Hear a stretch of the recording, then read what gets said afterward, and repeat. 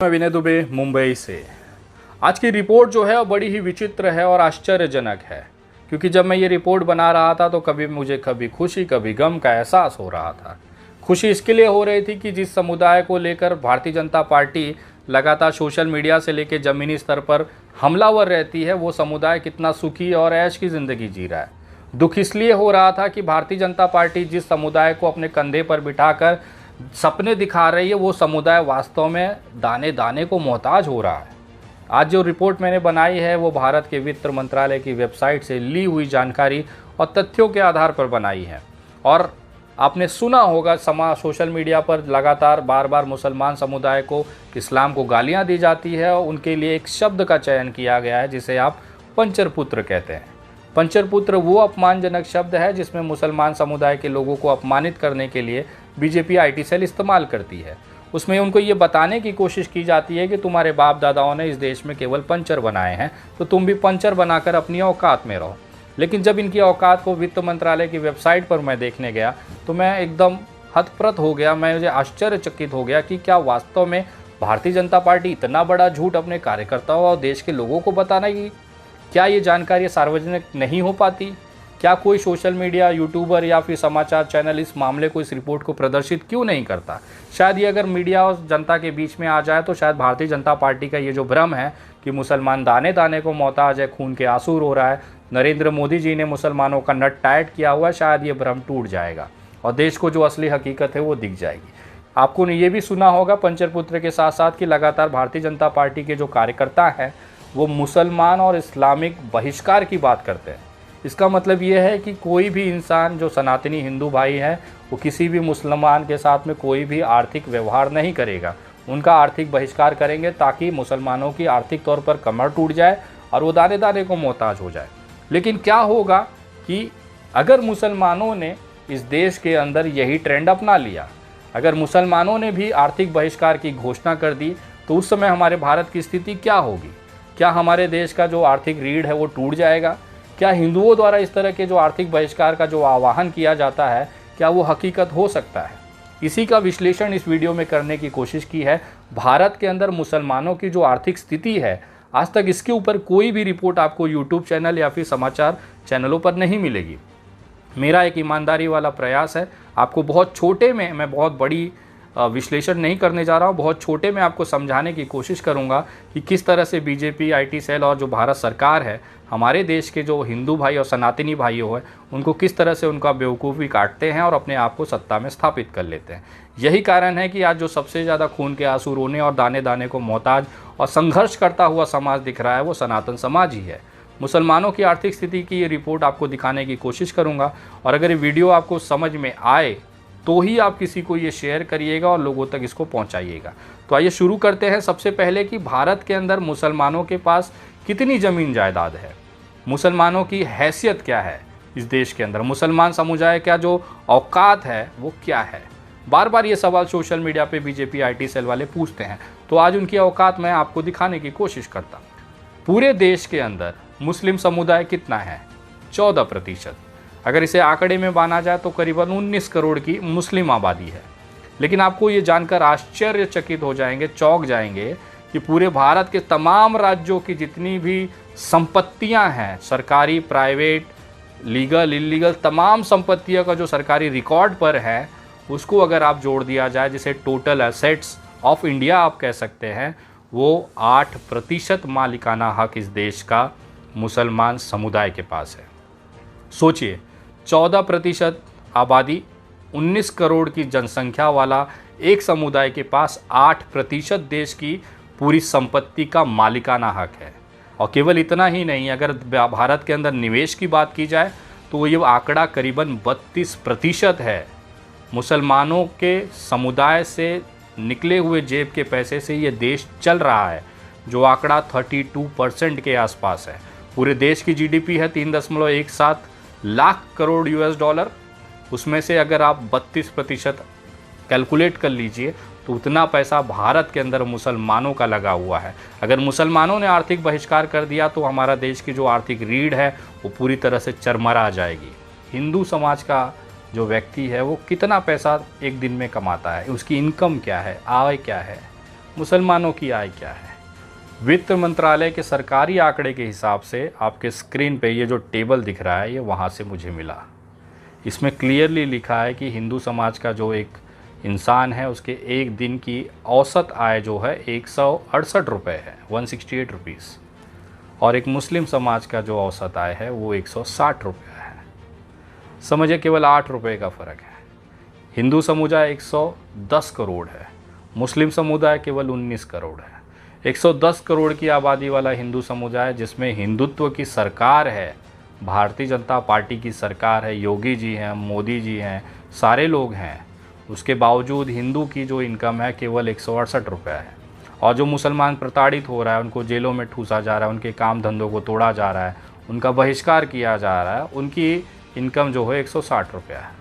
अगर आप साल का औसत निकाला जाए तो एक हिंदू इंसान की जो आय है वो 61,423 रुपया है। और उसके उलट मुसलमान जो इतना प्रताड़ित है, तकलीफ़ में है, बहुत बेसहारा है, उसको तोड़ा जा रहा है, प्रताड़ित किया जा रहा है, वो एक मुस्लिम इंसान 58,420 रुपया कमा रहा है। इतना प्रताड़ित होने के बाद 58,000 रुपया कमा रहा है। और उनके समर्थन में हिंदू समुदाय और सनातनियों के संबंध के एकदम भव्य हिंदू राष्ट्र बनने वाले राष्ट्र में हिंदू समुदाय का इंसान 61,000 रुपया कमा रहा है। ये हो गया आय की कीमत। एक इंसान की आय की औकात कितनी है। आपने देखा होगा कि बहिष्कार की बातें करते हैं। हमारे देश में इस्लामिक राष्ट्रों को लेकर बार बार सवाल उठाए जाते हैं। हमारे देश के बहुत से जो गरीब पिछड़े राज्य हैं वहाँ से लोग इस्लामिक देशों में काम करने जाते हैं। मैं जो रिपोर्ट अगला आपको दिखाने जा रहा हूँ इन्हीं मज़दूर लोगों, इन्हीं विदेशों में, ख़ासतौर पे गल्फ़ कंट्रियों में काम करने वाले लोगों की मेहनत का है।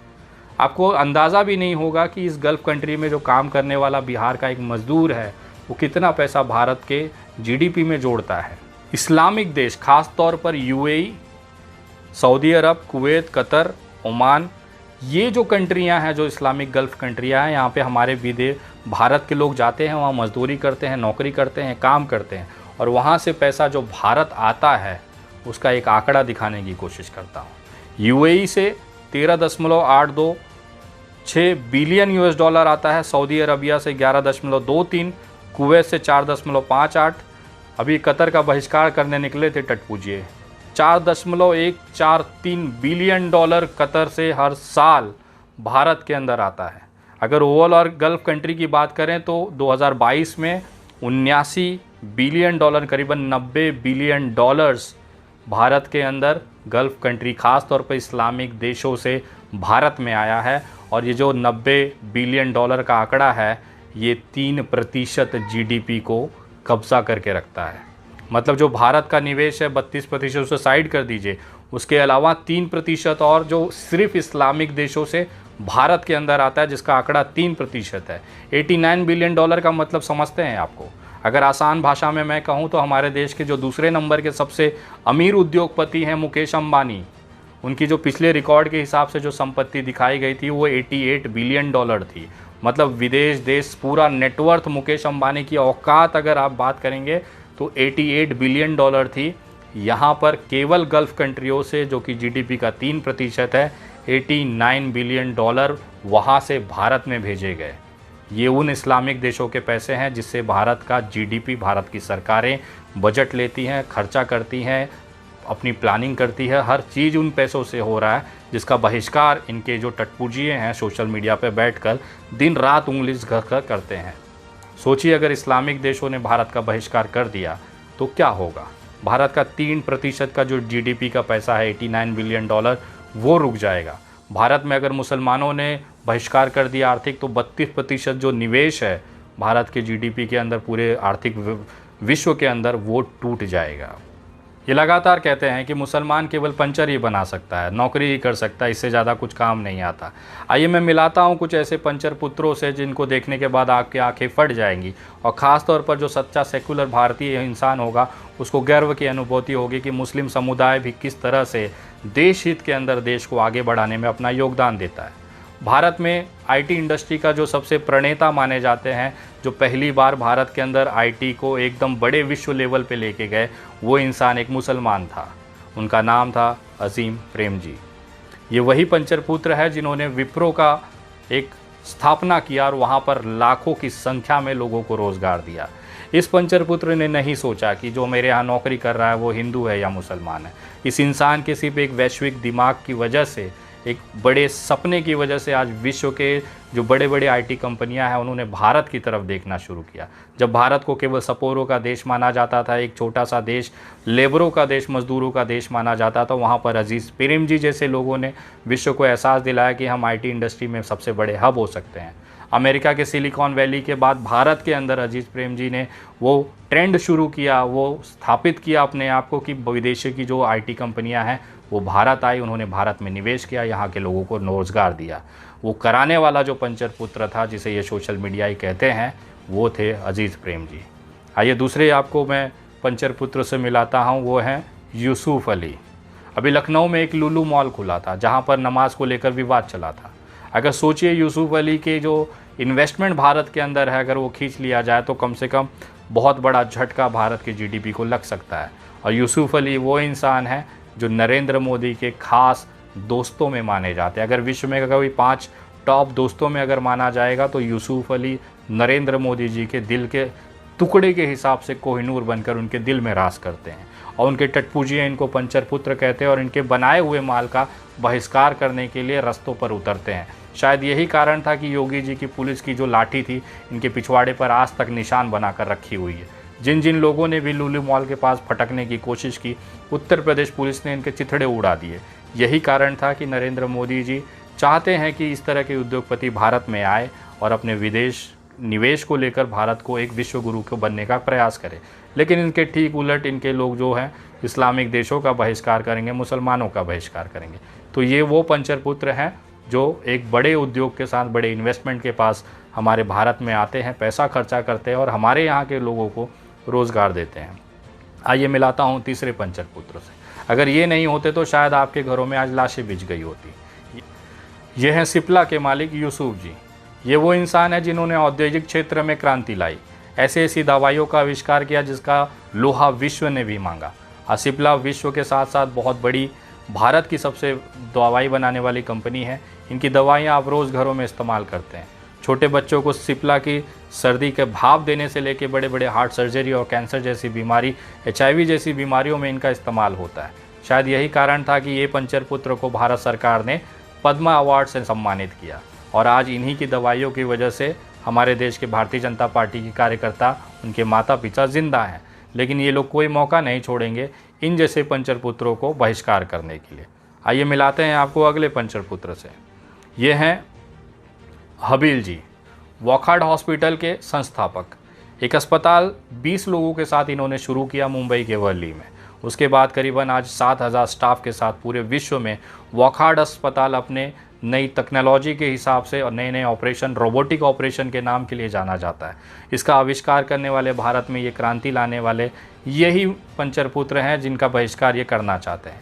ये अपने बाप और दादाओं का इलाज तो वॉकहार्ट में कराएंगे, लेकिन ट्विटर पे और सोशल मीडिया पे ज़रूर लिखेंगे कि इस देश में हम मुसलमानों से आर्थिक व्यवहार नहीं करेंगे। ये लाखों रुपए का बिल वॉकहार्ट हॉस्पिटल में जमा कराएंगे, लेकिन सोशल मीडिया पे ज़रूर लिखेंगे कि हम मुसलमानों से 1 रुपया भी खरीदारी नहीं करेंगे। तो ये दोगलापन केवल भारतीय जनता पार्टी के कार्यकर्ताओं में है। और रही बात मुसलमानों की औकात की बात, तो इस देश के हैदराबाद में हमने देखा नासिर खान नाम के इस लड़के ने 12 करोड़ की एक गाड़ी इस ज़मीन पर खड़ी कर दी। 12 करोड़ एक बहुत बड़ी अमाउंट होती है। इस तरह की गाड़ियों लेने की जो सोच है वो मुकेश अंबानी और अडानी के पास भी नहीं है। इस इंसान ने अपनी मेहनत के पैसे से ये 12 करोड़ की गाड़ी खड़ी कर दी। और ये गाड़ी खड़ी करने वाला भी नासिर खान जो है, ये सोशल मीडिया के भाजपाई IT सेल के द्वारा एक पंचर पुत्र है। तो ये औकात है मुसलमानों की। आज सबसे ज़्यादा इनकम के साथ में, सबसे ज़्यादा एसेट्स के साथ में मुसलमान समुदाय अपने घरों में नल्ला नहारी खाता है। रात को सैर करने निकलेगा तो कबाब खाएगा।